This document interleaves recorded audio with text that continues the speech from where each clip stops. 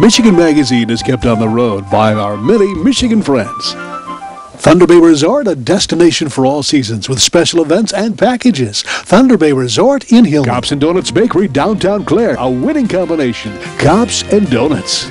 Remembering good times and great food, Frank and Lisa invite you to Tin Lizzie's in Mile for a blast back to the 50s and 60s when food was made from scratch, including home-ground Angus burgers. A full menu of great food and good memories await you at the new Tin Lizzie's of Mile. Rose Valley Winery, committed to making quality wines from locally grown cold-hardy grapes. Rose Valley Winery on Beechwood Road, Rose City.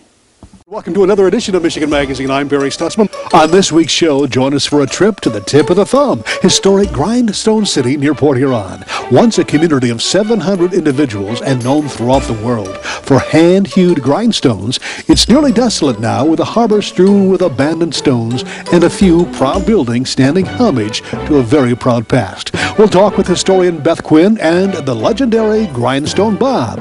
Then we head to Northville, Michigan to visit with Jeremy Lane. Jeremy not only works independently and with Michigan Magazine as a cameraman, videographer, but also has been turning heads with his accomplishments of mastering the drums, playing with only one hand. Stay tuned, it's all coming up next on Michigan Magazine.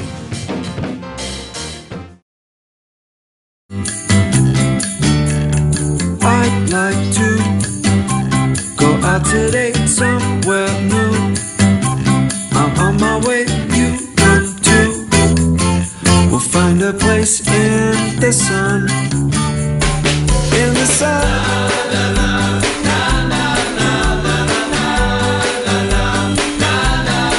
In the sun. Vacation. Don't make the planning of it more than what you're trying to get away from. At northernmichigancabinrentals.com, you can choose from over 2,500 cabins, cottages, lodges, resorts, lakefront vacation home rentals, and more. Whatever experience you're looking for, from rustic to luxury and everything in between. No more rustling with telephone books. No more endless internet searches. Just one site with over 2,500 Northern Michigan destinations. northernmichigancabinrentals.com.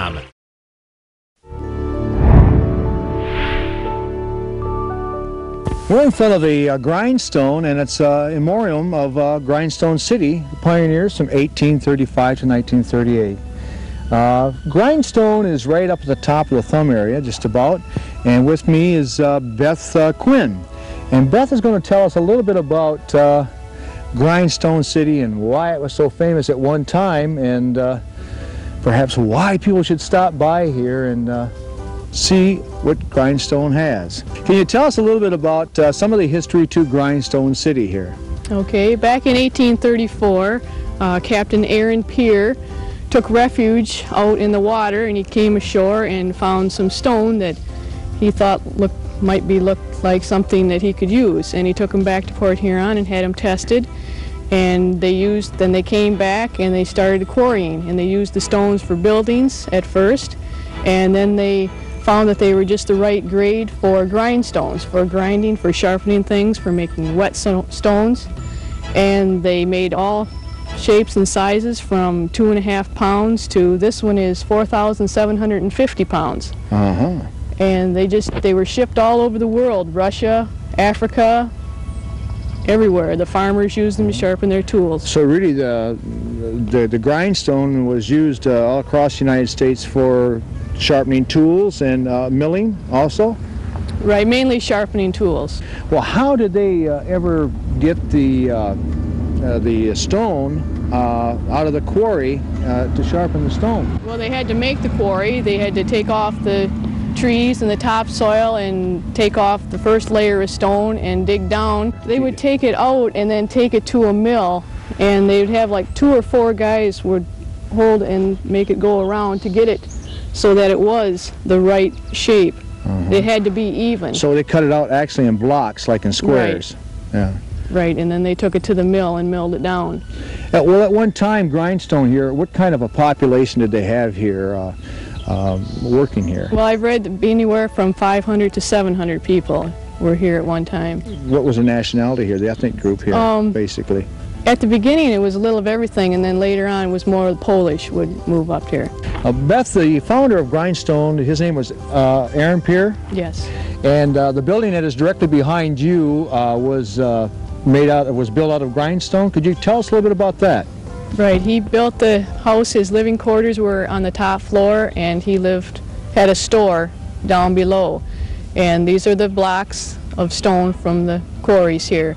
Some of these blocks of stone were also taken to Detroit to make Jefferson and Woodward Avenue part of the paving for down there. That's what you were telling me a little earlier. That was an interesting note, because I think that Woodward Avenue was probably, from what I've read, was the first highway that was paved in the United States.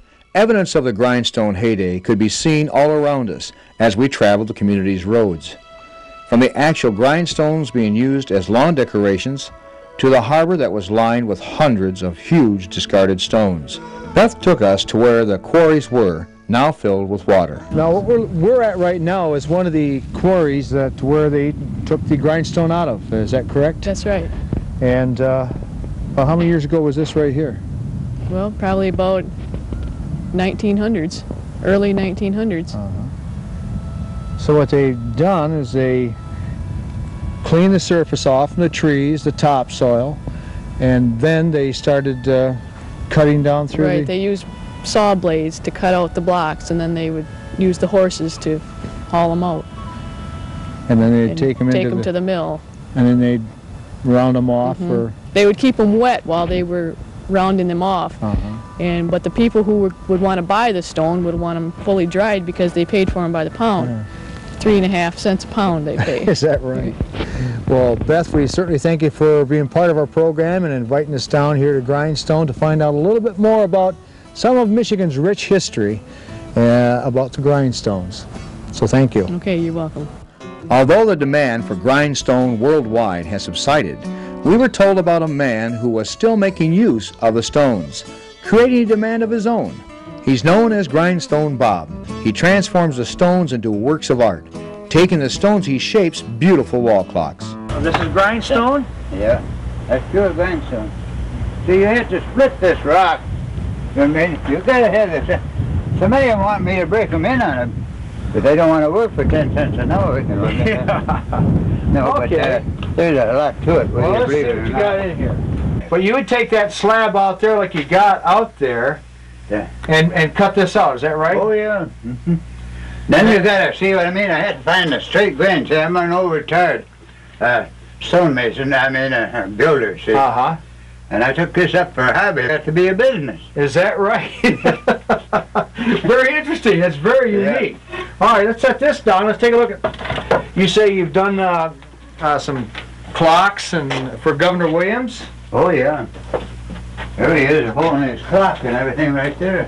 When you start on these here, you take your I'll show you. Okay. Come in. Just a few of the clocks that I make up. See, these are patterns from it. That's the big one you just seen over there. Okay. And there's another. Oh, these are your patterns. Okay. Yeah, these are templates. Okay. And I've got all different kinds. See, here's Upper Peninsula right here. So then you put it there like that, right? All right, now. Yeah, I'll be making this one up pretty soon. Okay. How would you cut this out? What would you cut it with? What kind of a saw? I got all kinds of abrasive carburetor tools and everything, you know. And then when you get done with that, then here's. See, I'm an old retired builder, you know. Then you come up with this. Oh, yeah. Beautiful. And everybody, I started off making them little clocks years ago, and then a guy came by one day and said, I want one with a clock in it. So that's where this all started. And I guess I made 2,000 of them since then. Is that right? Oh, I made a lot of them. Do you kind of specialize? I'll show you the clocks and everything that goes into them too. Do you specialize more in, well, the Michigan map and Upper Peninsula, Lower Peninsula? Yeah, pretty hot. I've got them all over the United States. Well, by gosh, I'm telling you, I hope September the 20th I'll be 86, see? But I do a little greenhouse work and everything. I've been awful active in my days. How about show us your greenhouse? Huh? Show us your greenhouse? Let's go take a look at your greenhouse. Now, this is what you do for a hobby. Yep. This is another hobby. You name it, we got.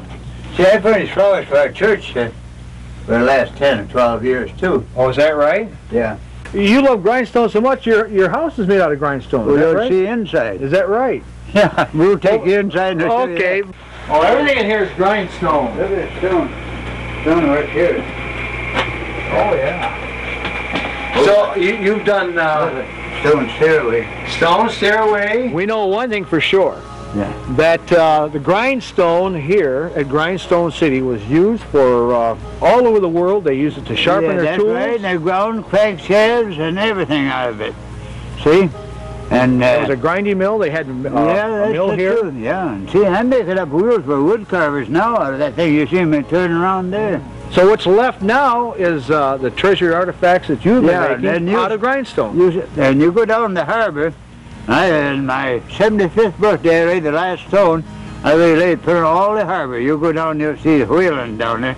You go down there and take a picture of that if you want it. I didn't have any sense, that's why I got my last earning. Well, thanks a lot, Bob, for being part of our program. We enjoy it very much. Oh, years, how many years are going to keep me going, but I'm keeping it going. And I got awful good neighbors. This is one spot on earth is where everybody is happy.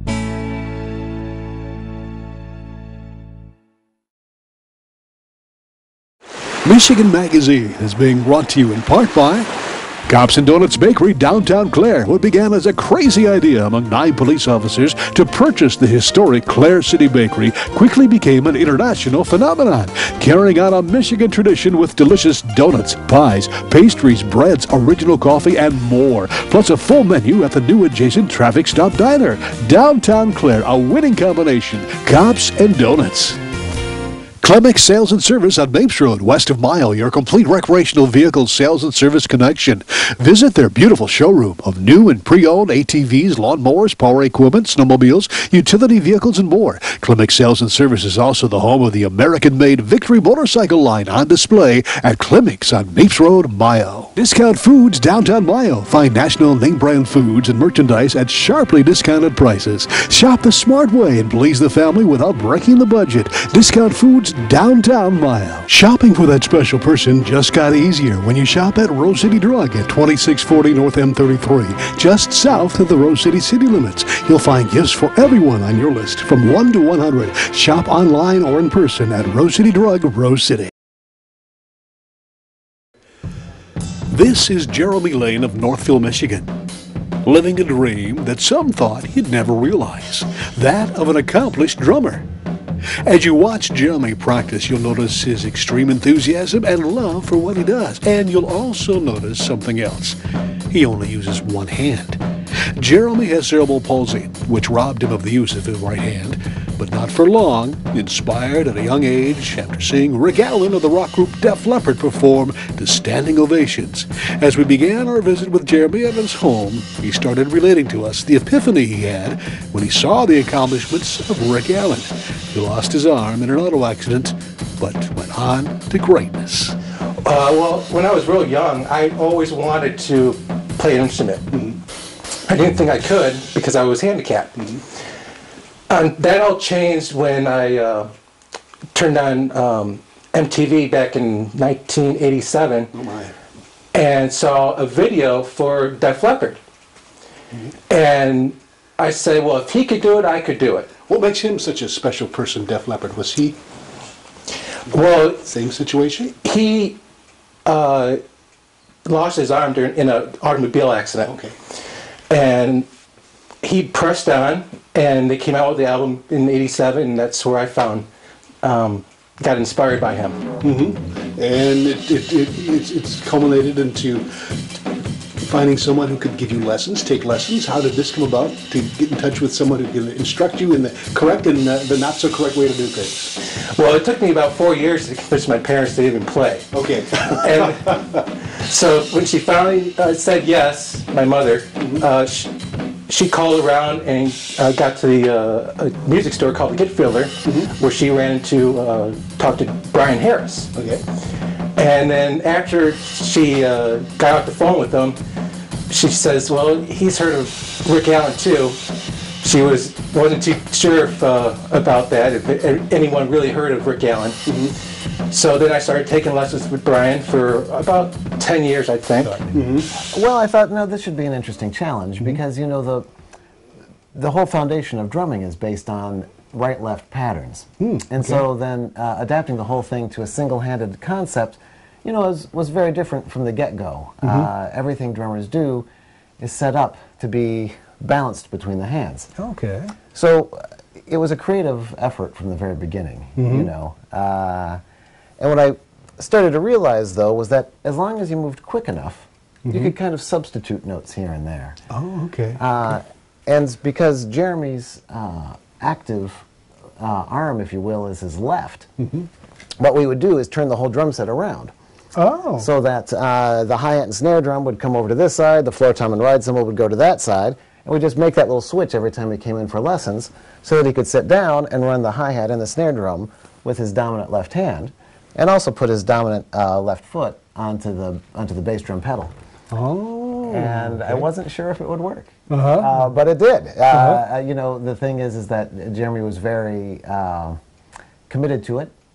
And kept working at it. You know, I think some of the things I had him do, he probably thought were a little ridiculous at first, but you know, helped to develop the technique to power through. And you know, he was actually able to play a couple of snare drum books that are industry standards, Book 1 and Book 2, which are written for two hands. He was able to play them both with one hand. Oh, okay. So I knew that you know, that there would be success. Well, when you do instructing students, can you see within them if they have the ability or the desire or even the gumption to do something like this? Is it something that's within before you even take on a student? Well, I think that it's the basic ability, I think, is within everybody. Okay. I haven't come across a student who I just had to throw up my hands and say, you can't play drums. You know, everybody can. Not everybody is going to be touring the world with Def Leppard, but everybody can play. What I find most interesting in a student is when the motivation is there that you speak of, when they really want to play, when the drumming is something that's important to them. For some of my students, it's just one more hobby. You know what I mean? And they may only play an hour in the course of the whole week. But we have a student like Jeremy, it's a real pastime that he felt passionate about. And yeah, I mean, I think very early on I identified that in Jeremy. You can see it. If you could say anything to people or kids, youngsters, or even adults who have what they might think is a handicap and see obstacles that might be in their way, do you have any words of inspiration as far as telling them to keep the faith or just to inspire them at all, Jeremy? I would have to say press through that, because there's going to be times when people are going to come against you saying that you can't do that. You got to press through that and say that, yes, I can, and you'll find out that you do have the ability. It's there, it's just, and then you'll find that the gifts will manifest itself. But what are you focused on? What do you hope to do with your talent? Well, I would love to incorporate music with my calling. My calling involves with being in a church environment.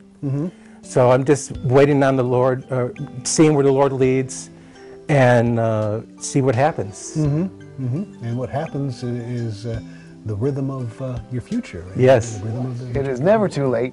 I have a student who studies with me right now who's 83 years old and who has been playing for 6 months. And she's doing fabulous. She's studying Dumbek, actually, hand drum. The words of inspiration, I would say, is do go out, get lessons, let somebody help you and find your way, and listen to music like crazy. You can't listen to too much music. And that is the key, I think, to making it. Well, Jeremy, it's been a pleasure to come down here to your humble cottage in Northville, Michigan. And we hope to see you on the highways and byways, and keep the faith. And thank you very much. Well, thank you. Thank you. Being on Michigan Magazine. Great. Thank you.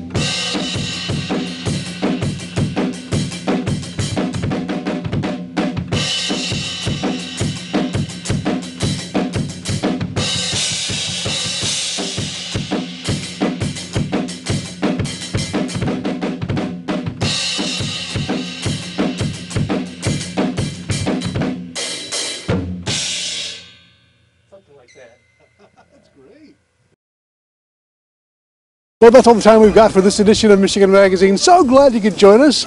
Hope you join us next week for another edition as we hit those Michigan back roads to discover Michigan off the beaten path. Well, we're about ready to bid another winter in Michigan goodbye. We are literally hours away from another glorious beginning of spring. Plenty of activities being planned in our fair state all seasons of the year.